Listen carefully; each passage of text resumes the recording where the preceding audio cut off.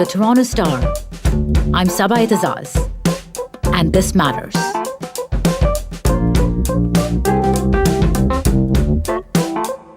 Have you ever wished you could somehow stretch out that weekend to just one more day to finally get all those chores done that never happened because of Netflix and naps?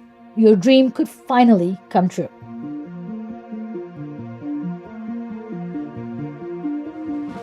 A recent study in Iceland involving thousands of workers has brought back the buzz around a shorter 4-day work week.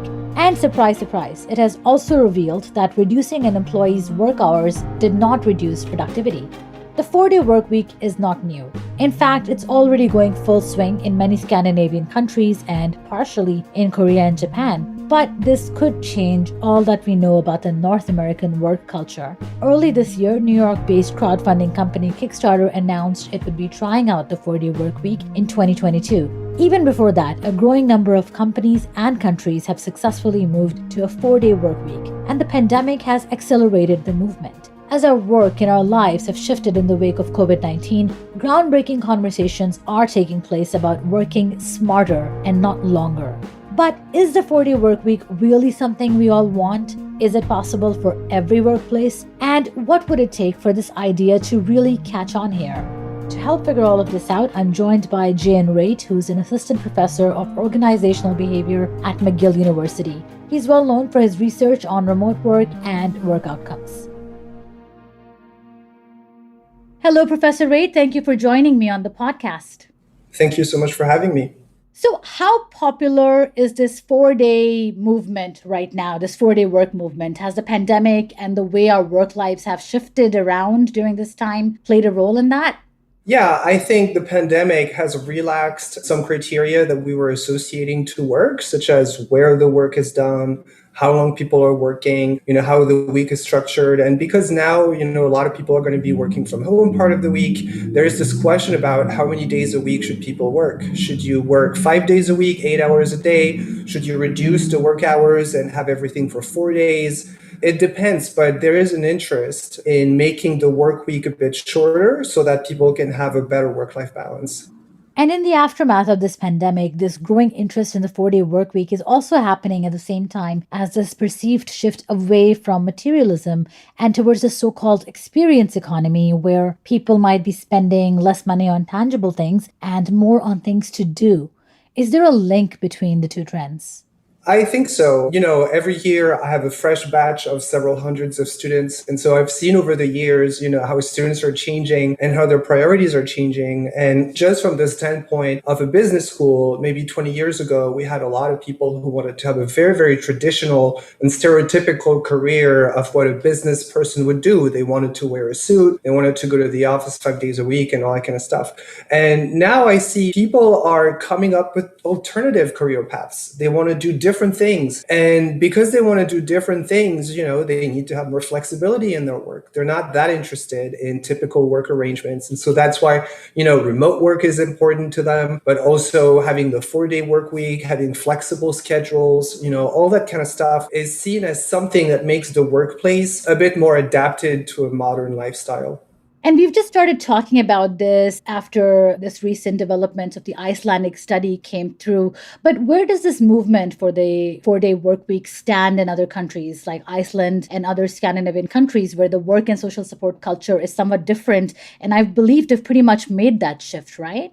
So it's actually really interesting. I'm French, and in France, in 2002, we switched from the 40-hour work week or 39-hour work week to a 35-hour work week. And so this is actually the same switch, that Iceland has done in their remote work program, where they were switching from 40 to 35. So I think, if you look in terms of, European countries that are more left-wing than in North America, you can see that there is a trend in reducing the number of hours. I think it's actually really an interesting question, because this idea of, working 40 hours, for 5 days, but we've been doing this for 100 years. And we've been doing this since, the 4 days If you look at a couple of hundred years ago, people used to work 6 days for 96 hours. So, in the 1700s, which is like not tenable. People wouldn't be able to do that today or wouldn't want to do that today. But progressively it reduced. And, for 100 years, we've been with 40 hours for 5 days. But the world 100 years ago was so different from the world today. So it really raises questions about, is this really this fixed, set in stone thing, or can we question it? And so I think I'm always open to discussing different variables related to work. And, should they be switched? Should they be relaxed? Or should they stay the way they are? And I think the Iceland example, even though, I think there are issues with the way it is studied, but it's an interesting experiment. It's been tried before, the 4-day work week. I was looking in research, you can see examples in the 70s where there was also a very strong interest in seeing the 4-day work week. But I think all in all, it's an interesting initiative. I think it's interesting in this context. If we can reinvent work, then let's just put everything on the table and then let's see how we can reinvent work for modern employees. Right. It's interesting that you gave us a bit of a historic background here of the 5-day work week. And you also mentioned that the 4-day work week is not a new concept. It's been tried and talked about before. So what would it take to catch on in North America? Are there cultural considerations here that set us apart from Iceland and other Scandinavian countries, for instance? We have this always on work vibe going, right? So how does that fit into this concept? So it's really interesting, and it speaks a lot about the relationship that people have with work. And it's definitely something that's very different in Europe and in North America. And so I was born and raised in Europe. And, I moved here for my PhD, and then now I'm a professor here. But I can say that, there is a switch, and I think the modern generation, the new generation is catching on to it. But a switch about, do I really want to work that hard? Is working hard really the goal? Is working a lot my goal? And I think, if you think about it, why work a lot? Like, what's the point about working a lot and adding more hours? What matters is not so much like the how or how many hours you're putting in. What matters is, the result. It's performance. It's the outcome. That's what matters. And so I think, sometimes we think about, like just reducing the number of hours or increasing the number of hours, but it's a conversation that needs to happen with results in mind. If you can restructure the way things are done, switch some meetings to online, save time with commuting, and you can have people work 4 days a week, but be equally or more productive, then why not? There is no reason not to do it. But here as well, right? I also want to say there's in the 70s as well and in the 90s as well, whenever this topic has come up, people are very enthusiastic about it. But it's not a utopia either. It also has some drawbacks. And so I think the studies have shown that it fits very well for some people, but it doesn't fit for other people. Like you said, maybe not work a lot, but work smart could be the new concept that's being discussed, right?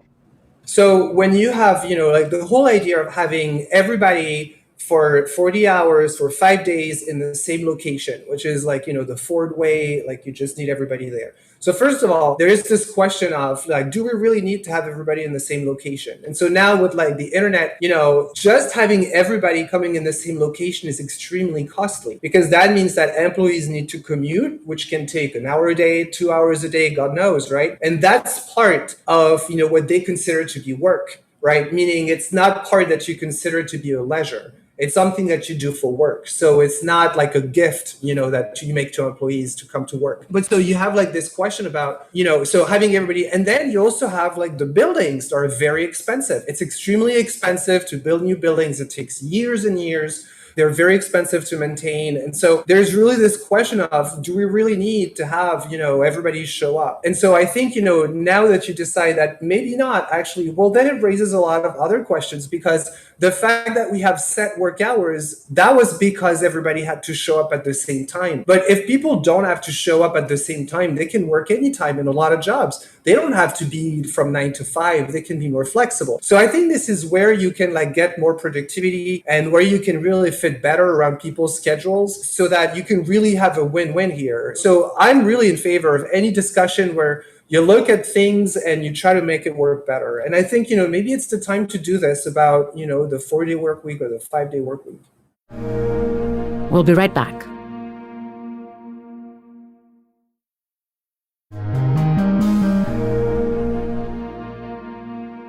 I'm going to take it back a bit, it seems like in the West, particularly in North America, hard work above all has been one of the core ideals. But if you look at this historically and philosophically, some of the great literary figures and thinkers of the 1700s, for example, like poet Walt Whitman or Bertrand Russell, kind of predicted the looming cult of workaholism, and they preached around working less, not more. What was the philosophy around work and leisure during that time period? So I don't know if I'm like the best to talk about like the boundary between work and leisure. I think what I can tell you though is the shift that's been happening over the past 50 years has been extremely interesting because, the whole idea that you had for the baby boomers generation, which was about, you work hard and you pay your dues, right? That's the thing. You pay your dues and you work hard. All of this to work, you need to have several things. For people to really be motivated by this system of working hard and paying your dues, you need one, people need to be working in the same company for pretty much ever. Because otherwise, what's the point in paying your dues, right? If you're going to switch company anyway, there is no point in paying your dues in another company. You just find a better company that doesn't make you do that. And then the second one is really about, are you really that better off, 30 years down the line? Like, how rich are you really? Because if you're going to be working so hard, at the end of the day, you need to have something to show for it. And I think, the new generation, Generation Z, they've been the millennials, they've been looking at kind of their parents, work really hard and put work above all, and then maybe lose everything in the subprime crisis, or lose their jobs in 2000s, and then lose their job again in 2010, and now lose their job again for the pandemic. So it just seems like, we go through different crises where you see that the economy, is definitely working in a lot of ways, but also screwing over a lot of people in many ways. So what's really the goal of work? I think, people have changed their perspective and their relationship to work. And I think, millennials, Generation Z, they're not that interested in working for the sake of it. If you show them a purpose, why it matters, they're going to do it. But if it's just working for the sake of working hard, it's not motivating. There's no point because the system doesn't pay off the same way it paid off before. So people are not really willing to make that investment. And one thing we've learned during this pandemic is that nothing is certain, right? So that's kind of the core philosophy right now. Okay, so what could happen to businesses if they make this shift here? Are there already any examples of this happening? Yeah, so companies have been doing it. So as I was saying, right, it's something that was already discussed in the 70s and, so 50 years ago, right? But you can see that most companies don't really do that. And so, there's been several reasons. It's a little bit, if you look at the literature on the 4-day work week, so it's by waves, right? The 70s and then the 90s again. And now like it's coming back a little bit. One of the reasons that it's a difficult literature to read, it's because 4-day work week can hide a lot of different things. It's a little bit like telework or remote work. When people tell you remote work, like it could be so many different things. God knows what it's going to look like. And it's a little bit like hybrid work. We don't know what it's going to look like. All we know is it's going to be part of the time at home, part of the time at work. So the 4-day work week, one of the main predictor of whether it's going to work out or not, if it's about a condensed work week with the same number of hours or if the number of hours are reduced. If you manage to reduce the number of hours, it has a lot more chances of being successful than if you just condense the same week in 4 days instead of 5. There's been studies that were really interesting in the 90s where they were showing like in a company with several hundred people, they're saying like, do you want to switch to a condensed work week of 4 days instead of 5? And so of course, people are really excited about it because they're thinking 3-day weekends, it sounds like really exciting. But after 6 months, the approval rate was, below 60%. And so that means, right, that a lot of people had switched to it. And then we're realizing, well, 10-hour days, that's actually quite hard. So I think for some jobs, right, it's very worth it. Especially office jobs, because it's very difficult to associate actual time worked with productivity. It's all about just making things happen and doing the right things. So I'm really in favor of it. But there are jobs like if you work at Amazon and, you're running around all day without a pee break, the difference between 8 hours and 10 hours, that could be like a difference between having a good mental health and terrible mental health. There is fatigue, right? So I think, the same thing about people, for example, who are underperforming at work. If you're not performing great at work right now, maybe because you're still learning the job, I don't know, it could be so many things.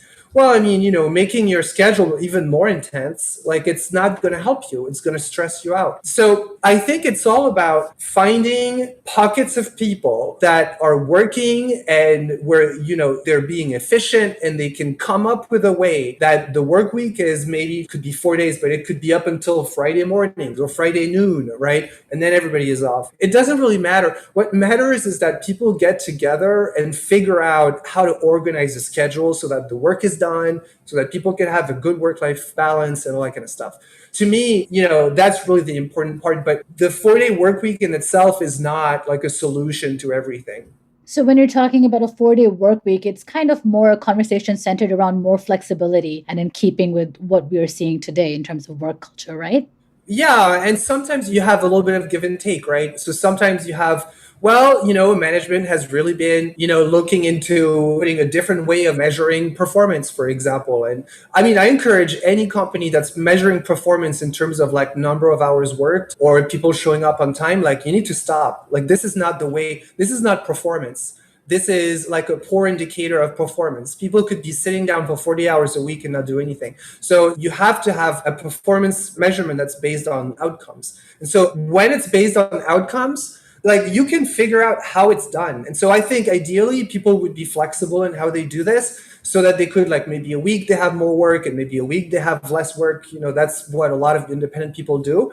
But I think, for companies where, you have people who need to be present for a certain amount of time, then all that matters is, can you structure things differently? Can you work more efficiently? Is there a way to make this work better? And I think it matters a great deal because at the end of the day, the only value you have is the people you have in your workforce. So if you can find a way that you're offering them something, right, that other companies would not be offering them, you can really have a very good relationship with employees and they don't want to leave. They want to continue working for you and it's an attractive workplace. So I think, there is like this negative kind of tone to discussing the 4-day work week. I think, a lot of leaders are very worried about it because it sounds like you're asking people to work a lot less. The reality is people are not really working less. People are just working better. And it's kind of like moving away from something that's extremely flawed, thinking that people would be performant for 40 hours a week, every week, for 8 hours a day.